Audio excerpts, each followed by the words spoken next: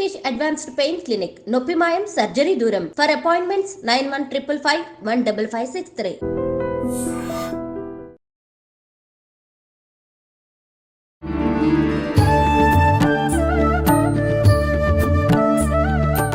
నమస్కారం గురుగారు. నమస్కారం. గురుగారు, ఆడవారి విషయానికి వస్తే వాళ్ళ నెలసరి సమయంలో రకరకాల జాగ్రత్తలు తీసుకోవాలని చెప్పి, ముఖ్యంగా పూజల విషయానికి వస్తే వాళ్ళు కంప్లీట్గా దూరం ఉండాలని చెప్పి, వాళ్ళు ఆ 4 రోజులు 5 రోజుల వ్యవధి ఏదైతే ఉందో ఆ సమయంలో మనం ఇంట్లో మిగతా వాళ్ళు కూడా పూజలే చేయకూడదు అని చెప్పి రకరకాలుగా వింటున్నాం. నిజంగా ఇదంతా నిజమేనా? అసలు మహిళలు నెలసరి సమయంలో పూజల విషయంలో, పూజ గది విషయంలో ఎలాంటి జాగ్రత్తలు తీసుకోవాలి, ఎలాంటి నియమాలు పాటించాలి? ముఖ్యంగా పూజ గది ముందు నుంచి వంటగదిలోకి వెళ్ళడము అలాంటి దారులు ఏమైనా ఉంటే అసలు ఆ గది ముందు నుంచి కూడా తిరగకూడదు, కొంత దూరం అనేది మెయింటైన్ చేయాలని అంటుంటారు. నిజంగా అలా గదికి దూరం అనేది ఎంత దూరం అని ఏమైనా చెప్పారా మీకు? లేదా? లేదు గురుగారు. 4 feet 5 inches అని అలా ఏం చెప్పలేదు. అలాంటిది ఏమన్నా ఉంటే ఇప్పుడు మీరే చెప్పాలి. ఏం లేదమ్మా, ఇది నేను చెప్పినా ఇంకోళ్ళు చెప్పినా ఎవరు చెప్పినా కూడా ఒక నమ్మకం మీద ఆధారపడింది. కానీ శాస్త్ర ప్రకారం ఇది ఇంతే అని చెప్పడానికి లేదు. ఇది ఇంతే అని చెప్పేస్తే అది సత్యం కాదు. దానికి లాజికల్గా ఒక రీజనింగ్ ఉండాలి. ఆ రీజనింగ్ కూడా దేశకాల పరిస్థితులు అని ఒకటి ఉంది. దాన్ని బట్టి ధర్మం మారుతుంది అని అందరూ ఒప్పుకునే శాస్త్రం. ధర్మం ఆ టైంలో ఒక ధర్మం ఉంటే ఈ టైంలో అది కాదు. ఇప్పుడు నేను హిమాలయాలకు వెళ్ళాను కూడా, మానసరోవరం. అప్పుడు నేను చన్నీళ్ళలో స్నానం చేస్తానంటే డెఫినెట్గా మోక్షం వచ్చేస్తుంది నాకు. అప్పుడు నేను వేసుకోవాల్సిన డ్రెస్ కూడా వేరే ఉంటుంది. ఎక్కడో యుగ పొంగోలు చిన్నగా గావంచ కట్టుకుని ఉండొచ్చు. సాధారణంగా పరిస్థితిని బట్టి, దేశాన్ని బట్టి, కాలాన్ని బట్టి ఆ రకంగా చూస్తే ఇది ఇదే అని నేను చెప్పట్లేదు. లాజికల్గా ఆలోచిస్తే పూర్వకాలంలో అగ్రహారాలు ఉండేవి. ఒక ఇంట్లో చాలా మంది కంబైన్డ్ ఫ్యామిలీస్ ఉండేవి.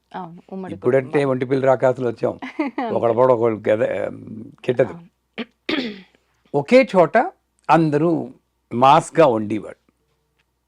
అండ్ ఆడవాళ్ళకి ఇది తప్పితే వేరే లేకుండా ఓవర్లోడ్ అయిపోయి మగాళ్ళు కూడా సాయం చేసి వాళ్ళు కాదేమో అప్పట్లో. ఇప్పుడంటే మోడర్న్ దీంట్లో అదొక స్టైల్ అయింది. మొగాడు కుర్రోళ్ళు జరిగితే అదొక స్టైల్ అయిపోయింది. అది మంచిది, యాక్చువల్గా అదే మంచిది. ఇప్పుడు మారిన ధర్మం ఆ రకంగా మంచిది.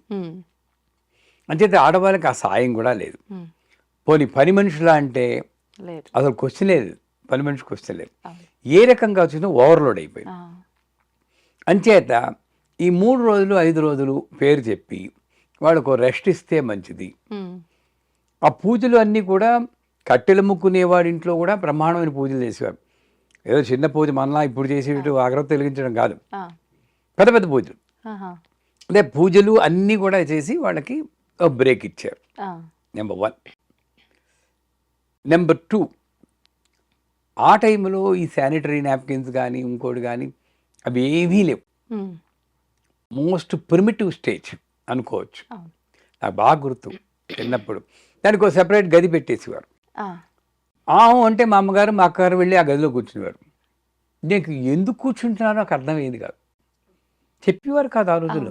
చాలా సీక్రెట్గా మెయింటైన్ చేసేవాళ్ళు అప్పట్లో. అమ్మ ఎందుకు అక్క ఎందుకు వెళ్ళిపోయింది, మా లాస్ట్ మంత్ కూడా వెళ్ళింది, ఈ మంత్ కూడా వెళ్తుందంటే దేవుడు చెప్తాడు వెళ్ళమని అని చెప్పేసేవారు.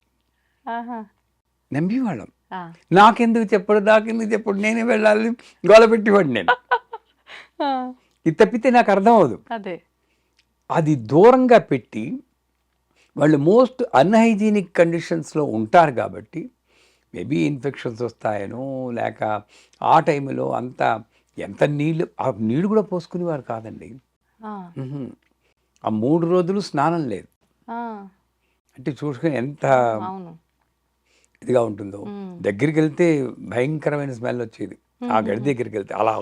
అలాంటి కండిషన్లో పెట్టేవారు. నిన్నగా చెప్పాలంటే ఇప్పుడు మంచిదే అది.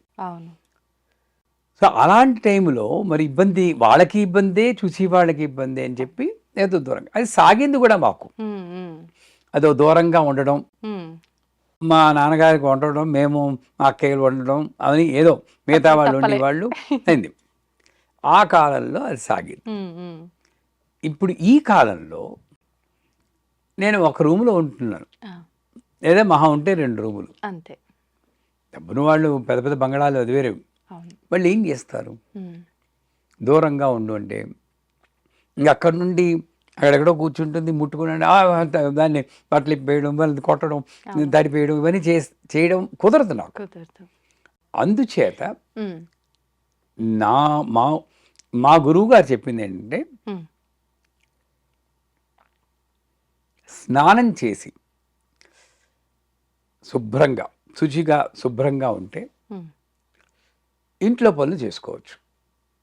అంటే ఫస్ట్ స్టెప్. ఎందుకంటే ఇప్పుడు నన్ను అనుకోండి, నాకు వంట రాదు, మా ఇంట్లో ఎవరు లేరు అనుకోండి, ఆవిడ కూర్చుందంటే మేమేం చేయడం? హోటల్లో ఏం తెచ్చుకోవాలా? కష్టమే కదా. సో దానికి బదులు తలారా స్నానం చేసి శుభ్రంగా ఉంటే, ఇప్పుడున్న పరిస్థితుల్లో అన్నిటి వల్ల కొంచెం హైజీనిక్ మెయింటైన్ చేయగలరు ఆడవాళ్ళు. ఉంటే ఇంటి పనులు చేసుకోవచ్చు అన్నది మనం ఒప్పుకోవాల్సిన విషయం. అలా దూరంగా కూర్చోవాల్సిన అవసరం ఎంత మాత్రమూ లేదు. ఇప్పుడు ఆ కండిషనే కాదు. ఇప్పుడు అమెరికాలో ఉన్నాం, ఎవరు చేస్తారు? మనకి పని మనిషి కూడా లేదు అక్కడ, అన్నీ మనమే చేసుకోవాలి. కూర్చోమంటే ఏం చేస్తారు అని చేత అది కాదు. పోతే ఎంత దూరం ఉండాలి అంటే, ఈ మైల ఇవన్నీ అంటూ అపవిత్ర పవిత్రో వా సర్వావస్థాగతో వా యస్మరే పుండరీకాక్షం స బాకి అభ్యంతరసుది అంటారు. శ్లోకం మీకు తెలిసే ఉంటుంది, నీళ్ళు తొలుగుంటూ చెప్తారు. అంటే ఏంటి? పుండరీకాక్ష అనుకుంటేనే నువ్వు తృప్తి పడతావు, అంటే భగవంతుని నామం చెప్పుకుంటేనే నువ్వు తృప్తి పెడతావు. అలాంటి భగవంతుని అపవిత్రపరిచే ఇది ఏదైనా ఉంటుందా? భగవంతున్నే అపవిత్రపరిచేది లాజికల్గా ఉండకూడదు. ఆవిడ అలా వెళ్తేనే ఇది మైలు పడిపోతే ఇంకేమవుతుంది? అది కాదు, నా మైండ్లో అవుతుంది. ఆవిడ వెళ్ళింది కనుక ఇవిడ మైలు పడిపోయాడు అనుకుంటున్నాను, కానీ నిజానికి అక్కడ శాస్త్ర ప్రమాణంగా లేదు. ఒక చిన్న ఎగ్జాంపుల్ చెప్తాను. గరిబిడి దగ్గర ఒక ఉపాసకులు ఉన్నారు, వేమకోటి కృష్ణయాది గారు. నిప్పులు కొడుకుంటారంటారు. అంటే నిప్పులు కొడుకోవడం అంటే అంత నియమం, చాలా మడి ఆచారం. నాకు గుర్తులేదు. నేను న్యూజిలాండ్లో ఉండేవాడిని. అప్పుడు వెనక్కి ఇండియా వచ్చాం 5 ఏళ్ల తర్వాత. మా పెద్దమ్మాయి ఏమో, డాడీ గురువుగారిని కలిసి వద్దామా అన్నాం, కృష్ణయాది గారు. కానీ ఆ రోజు అమ్మాయి బయట ఉంది. చంపేస్తారు ఆయన్ని, కలవడం ఏమిటి? ఆయన ఆశ్రమంలోనే ఎవరిని ఉండక పని పంపించేస్తారు. ఏం బుద్ధి ఉందనా? డాడీ ఒక్కసారి అడుగు డాడీ, నాకు ఎందుకో కలుస్తారు. మా అమ్మాయి పెరటి చెట్టు వైద్యానికి పనికిరాదంటారు. మీ అందరికీ మేము గురువులు, కానీ మా అమ్మాయికి కనుక, మా అమ్మాయికి డాడీ నీలా ఏం కాదు, ఆయన చాలా బ్రాడ్ మైండెడ్ అని. మా అమ్మాయి నీలా ఏం కాదు, కృష్ణయ్య గారు చాలా బ్రాడ్ మైండెడ్. సరే వణికిపోతూ ఫోన్ చేశాను, గురువుగారు మరి మా అమ్మాయిని మిమ్మల్ని కలవాలి. దానికి ఉంది కలమన్నాం. కాదండి, ఇవాళే మొదటి రోజు, శివ శివ అనుకున్నారు. రమ్మనండి తలారా స్నానం చేసి పసుపు కొంగును కట్టుకుని రమ్మనండి. అలా కట్టడం వల్ల ఆయన దీంట్లో ఆ పసుపు పవిత్రతని చేకూరుస్తాం. ఇదంతా కూడా మైండ్ గేమే. అది కట్టుకుంటే మనకు ఒక ఎస్ అంతే. ఎవరైనా చచ్చిపోయారు అనుకోండి, తలారా నీళ్ళు పోసేసుకుంటాం. ఏం వదిలిపోయింది అక్కడ? నాకు ఏమైనా వదిలిపోయింది అక్కడ? ఫీలింగ్ అంతే. ఆ ఫీలింగ్ పోయింది. అమ్మ నేను శుద్ధి అయిపోయాను. Mind game. అంటే పసుపు కొంగు కట్టుకొని, మీరు నమ్మరమ్మా, వెనక సీట్లో పక్కన కూర్చోబెట్టుకుని భుజం మీద చెయ్యి వేసుకుని తీసుకెళ్ళాడు మహానుభావుడు. తర్వాత చెప్పాడు, నేను పరిహారం తర్వాత చేసుకున్నాను అనుకోండి, కానీ నేను పరిస్థితిని బట్టి నేను అడ్జస్ట్ అవ్వకపోతే నేను ఉపాసకుడినే కాదు, గురువునే కాదన్నారు. అది కరెక్ట్. అందుచేత ఇళ్లల్లో పనులు మాత్రం చేసుకోవచ్చు. ఇకపోతే ఆ టైంలో నేను పూజలు చెయ్యొచ్చా అని చాలామంది అడుగుతారు. జపం చేసుకోవచ్చు.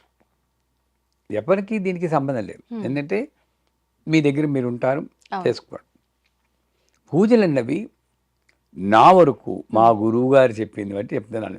ఇది శాస్త్రం అని నేను చెప్పటం మళ్ళీ మీ ఛానల్లో ఏకి పారేస్తాను నన్ను. ఇదేది శాస్త్ర ప్రమాణం కాదు. ఉమ్, మా గురువు గారి యొక్క లాజిక్ ప్రకారం మీ అత్తగారు, మీ మామగారు, మీ భర్త, ఆ, మీ ఫ్యామిలీ వాళ్ళు ఒప్పుకుంటే వాళ్ళకి ఏం అబ్జెక్షన్ అయిపోయి చక్కగా స్నానం చేసి ఒక పసుపు కుంకుమ కొట్టుకుని పూజ చేసుకోండి. ఓ, ఏమీ ప్రాబ్లం. ఉమ్, అట్లీస్ట్ భర్తకి వండినా పెట్టండి. ఆ, అంతేగాని ఈ పేరు చెప్పుకొని ఆ 3 రోజులు 5 రోజులు అవును. ఇంట్లో వాళ్ళని ఇబ్బంది పెట్టద్దనే నేను అంటాను. చాలా చిన్న చూపుగా కూడా చూస్తుంటారు. ఉమ్, ఇప్పుడు ఏదైనా పూజా సమయంలో ఎవరింటికన్నా వెళ్ళాల్సి వచ్చింది అనుకోండి, అనుకోకుండా రావాల్సిన టైం కాకపోయినా ముందుగా రావటము, అలాంటి సందర్భాలు ఏదైనా జరిగితే అంత మాత్రం మాత్రం తెలీదా అమ్మా, అలా ఎలా వస్తది, అంత అపవిత్రం చేసింది మా ఇంట్లో వచ్చి పూజ దగ్గర, ఇలాంటివి కూడా ఎదుర్కొనే వాళ్ళు సందర్భాలు ఏం ఉంటాయి చేస్తారండి, గురుగారు. అవును, దాని గురించి మాత్రలు వేసుకోవడం, అవును, శరీరంలో హార్మోన్లు ఇంబ్యాలెన్స్ రావడం అవును, ఎన్ని జరుగుతున్నాయి. నిజంగానే. ఇవన్నీ అవాయిడ్ చేయాలంటే ఉమ్, కొంత అలాగని మనం బరితికించేసేసి నేను ఏదైనా ముట్టేసుకుంటాను అని నేను చెప్పట్లేదు. ఉమ్, ఉమ్, దాన్ని నేను సపోర్ట్ చేయను. ఆ, నా పరిస్థితిని బట్టి ఉమ్, కొంత నేను రిలాక్సేషన్లో వెళ్ళినా ఏమీ తప్పు లేదు అని నేను భావిస్తాను. ఉమ్. మన సౌకర్యం, కుటుంబంలో వాళ్ళ అనుమతి అన్నీ ఉంది అని అంటే పర్వాలేదు, మనకు తోచినట్టుగా చేసుకోవచ్చు. 100%. 100%.